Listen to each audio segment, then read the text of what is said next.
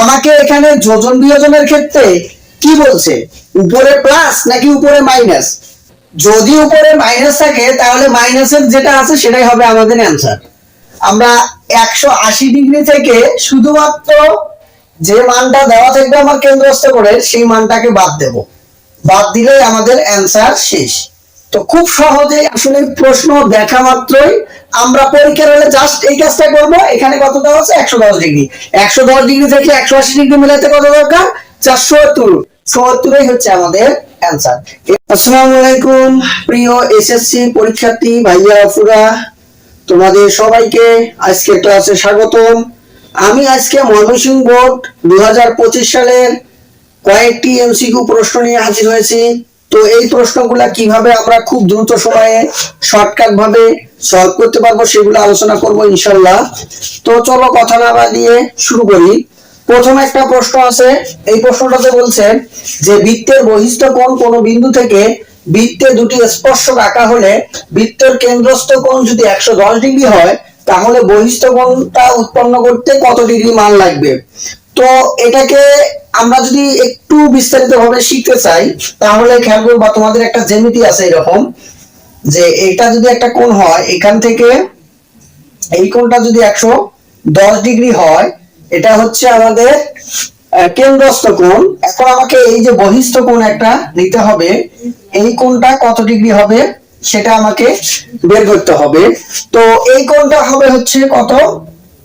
এই কোণটা হবে খুবই সহজ জিনিস, সেটা হচ্ছে কি করব, আমরা এই অন্তস্থ কোণ এবং এই বৃত্তস্থ কোণ, এই দুটা বা বহিস্থ কোণ এবং এই যে বৃত্তের ভিতরের অন্তস্থ কোণ, এই দুটার যোগফল সবসময় অলওয়েজ 180 ডিগ্রি হবে। তো যেহেতু দুটো স্পর্শকের ক্ষেত্রে অলওয়েজ 180 ডিগ্রি হবে, তাহলে তো বুঝেই গেছো যে তাহলে এটার অ্যান্সার আসলে কত হবে। আমরা 180 ডিগ্রি থেকে শুধুমাত্র যে মানটা দেওয়া থাকবে আমার কেন্দ্রস্থ করে সেই মানটাকে বাদ দেব, বাদ দিলেই আমাদের অ্যান্সার শেষ।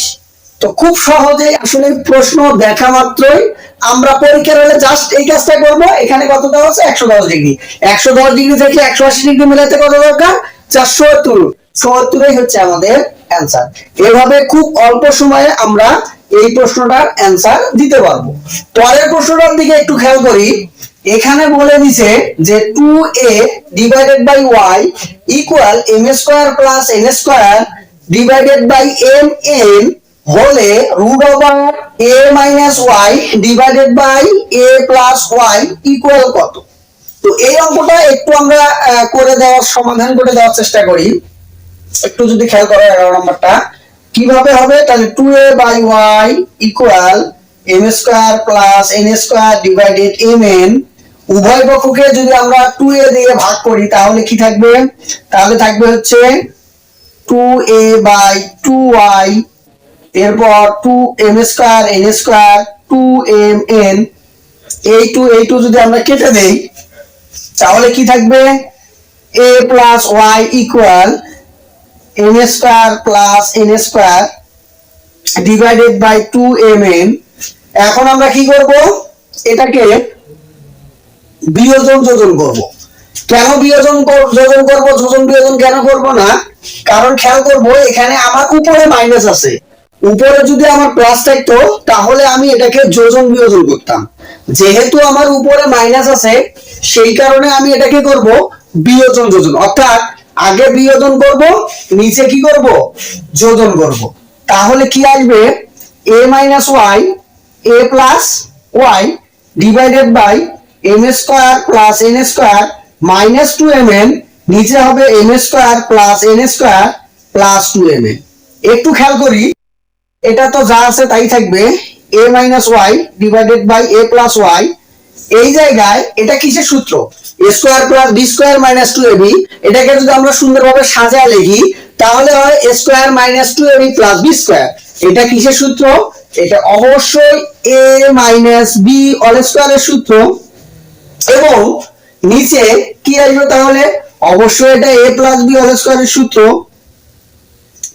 এখন আমার এই যে স্কয়ারটা আছে, তাহলে আমি এটাকে কি লিখতে পারবো? a minus y divided by a plus y। তাহলে m minus n m plus n দুটার উপরে স্কোয়ার, এই স্কোয়ারটা যদি এই পাশে পাঠায় দেই তাহলে রুট হবে, তাহলে আমি লিখতে পারবো root over a plus Y a minus Y equal m minus n by m plus n। তাহলে এটাই হবে আমাদের অ্যান্সার। তো এইভাবে করে বের করতে মোটামুটি আমার 1 থেকে 1.5 মিনিট সময় চলে যাবে। তো আমি কি পরীক্ষার হলে আসলে এভাবে বের করব? না, এভাবে না বের করেও আমি খুব সহজেই কিভাবে এইটার মান বের করতে পারবো সেটাই আমি আজকে তোমাদের শেখাবো। তো সেটা কিভাবে বের করতে পারবো, তো এই রিলেটেড যদি কখনো কোনো ম্যাথ আসে, দেখতে পাচ্ছি আমরা এখানে যেটা আছে এই যে 2টা নিচে থাকবে, তাহলে আমার a প্লাস b হোল স্কয়ারের সূত্র কিংবা a মাইনাস b হোল স্কয়ারের সূত্র আসবে। তখন আমরা খেয়াল করব এই জায়গায় আমার রুট আছে নাকি রুট নাই। যদি এই জায়গায় আমার রুট থাকে, বারবার বলতেছি ভালো করে মনোযোগ সহকারে শোনো, যদি আমার প্রশ্নের মধ্যে কখনো রুট থাকে তাহলে অ্যানসারে অল স্কয়ার হবে না। ভালো করে বুঝো, আমি আবারও বলতেছি, যদি এখানে রুট থাকে তাহলে আমার অ্যানসারে অল স্কয়ার হবে না। যদি আমার এখানে রুট না থাকে তাহলে আমি অ্যানসারটা লিখব a plus b all square divided by a minus b all square, যদি যোজন বিয়োজন বলে, অর্থাৎ অল স্কয়ার দিয়ে যেটা অ্যানসার থাকবে সেটাই আমি অ্যানসার দেব। কিন্তু যদি কখনো আমার এখানে রুট থাকে তাহলে ওই জিনিসটাই যেটা স্কয়ার থাকবে না সেটা অ্যানসার হবে। তো এখন খেয়াল করো এখানে এটাও আছে এটাও আছে, তাহলে আমার এই দুই জায়গায় স্কয়ার নাই, কিন্তু এই জায়গায় তো রুট আছে, এটা তো আগেই কাটা, কারণ কখনোই রুট আসবে না, হয় আমার অল স্কয়ার আসবে নতুবা অল স্কয়ার ছাড়া যেটা আছে সেটা হবে। তো এখন খেয়াল করব আমাকে এখানে যোজন বিয়োজনের ক্ষেত্রে কি বলছে, উপরে প্লাস নাকি উপরে মাইনাস।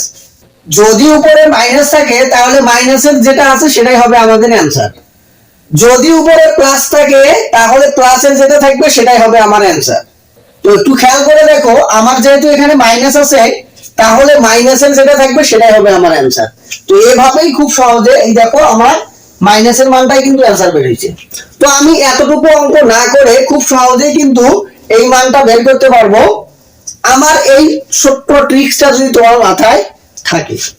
তো এছাড়া আমরা পরের অঙ্কটাতে যদি যাই একটু দেখি, এখানে বলছে কোন বৃত্তের অধিচাপে অন্তর্লিখিত কোণ। প্রশ্নটা আমার দুটো ভাবে আসতে পারে, একটা হচ্ছে অধিচাপে আর একটা হচ্ছে উপচাপে। তো আমাদের এটাই হচ্ছে কনফিউজ লাগে, উপচাপ হইলে কি হবে, অধিচাপ হইলে কি হবে। তো এই কনফিউজটা একদম ক্লিয়ার হবে আজকের পর যদি আমার এই কথাটা তোমরা বুঝতে পারো। সেটা হচ্ছে অধিচাপ এবং উপচাপ, এই দুটা জিনিস আমি যদি ভালোভাবে বুঝি তাহলেই আমার এটা ক্লিয়ার হবে। করে দেখো উপচাপ, আমি কথাটা বললাম উপচাপ, এই যে উপচাপে একটা কথা আছে, প্রথমে শব্দটার নাম হচ্ছে উপ। আমরা সবাই জানি জেলা এবং উপজেলা বা জেলা শহর উপশহর এরকম অনেক নাম আমরা চিনি, ছোটবেলা থেকেই চিনি এগুলা। এখন কথা হচ্ছে আমার এখানে কোনটা বড়, জেলা বড় নাকি উপজেলা বড়? অবশ্যই জেলা বড়। তো জেলা যদি বড় হয়, আমার কোণের ক্ষেত্রেও কিন্তু আমাদের দুটো জিনিস আছে, একটা হচ্ছে স্থূলকোণ একটা হচ্ছে সূক্ষ্মকোণ। স্থূলকোণটা 90 ডিগ্রির চেয়ে বড় হয়, সূক্ষ্মকোণটা 90 ডিগ্রির চেয়ে ছোট হয়। তাহলে এখানে জেলাটা হচ্ছে বড় জিনিস আর উপজেলাটা হচ্ছে ছোট জিনিস। তাহলে বড়টার নাম হচ্ছে স্থূলকোণ, ছোটটার নাম হচ্ছে সূক্ষ্মকোণ। খেয়াল করব যখন আমাকে উপচাপ বলবে এটারই উল্টাটা হবে। উল্টাটা মানে উপকথাটা যেখানে থাকবে, উপ যদিও বা ছোট জিনিসকে বোঝায়, কিন্তু কোণের ক্ষেত্রে যদি আমার এইরকম অন্তর্লিখিত কোণ বলে তাহলে এই উপচাপ যেখানে থাকবে সেখানে আমার হবে স্থূল, উপচাপ যেখানে থাকবে সেখানে হবে আমার স্থূলকোণ। তো স্থূলকোণ লেখেও থাকতে পারে অথবা এটা অন্যভাবে থাকতে পারে। সেটা কি, সেটা হচ্ছে 90 ডিগ্রির চেয়ে বড় যে কোনো মান দেওয়া থাকতে পারে, যেমন 100 ডিগ্রি, 110 ডিগ্রি, 105 ডিগ্রি এভাবে দেওয়া থাকতে পারে। আরেকটা জিনিস আমার তাহলে থাকলো, উপচাপ তো আমি বুঝলাম স্থূলকোণ, তাহলে আরেকটা জিনিস আছে অধিচাপ, তাহলে অধিচাপটা অবশ্যই সূক্ষ্মকোণ হবে। সেই কারণে আমরা খুব সহজেই যখনই দেখবো এটা অধিচাপ, তাহলে অধিচাপ মানেই সূক্ষ্মকোণ, শেষ। এভাবে করে খুব অল্প সময়ে আমরা এই সকল প্রশ্নের অ্যান্সার দিতে পারবো। তো আশা করা যায় আজকের পর থেকে এই রিলেটেড যদি তোমাদের কোনো ধরনের এমসিকিউ আসে আর কোনো ধরনের সমস্যা হওয়ার কথা না। তো ভালো থাকো, পরের ভিডিওর জন্য অপেক্ষা করো।